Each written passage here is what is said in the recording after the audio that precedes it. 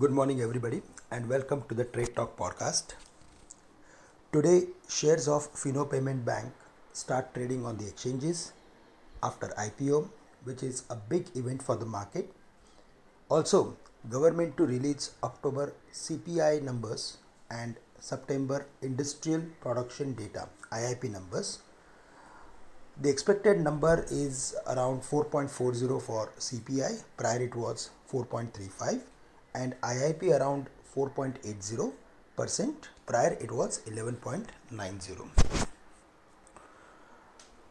If we go through with the outlook on Nifty and markets, then on the day of weekly expiry, the market traded with a bearish bias.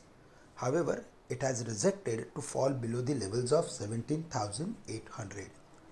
Today again, the level of 17,800 would act as a trend decider level for the market, and below that the probabilities of retesting previous lows of 17,600 would turn bright. As long as the market does not break the level of 17,800, which is the support of 50 days simple moving average, it would rally towards 17,950 and max to 18,030 levels, where it has resistance of falling trend line, supply trend line. So 17,800 is going to act as trend decider level for the market, whereas on the higher side 17,950 and 18,030 would be resistance. So we need to follow the range and we have to design our trading strategy accordingly.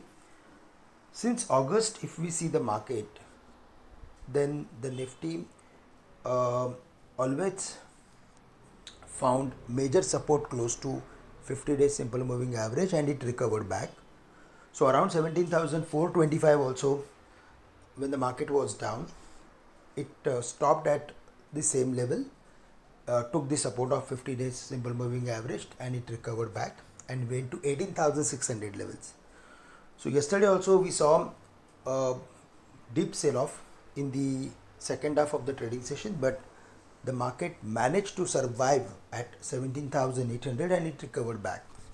So till the market is above 17,800, we can expect some specific buying interest in the market, and based on that we have to design our trading strategy. But in case if we see the market is closing below 17,800, then it would be negative for the market, at least in the short term. So the focus should be on technology stocks as well as metal stocks.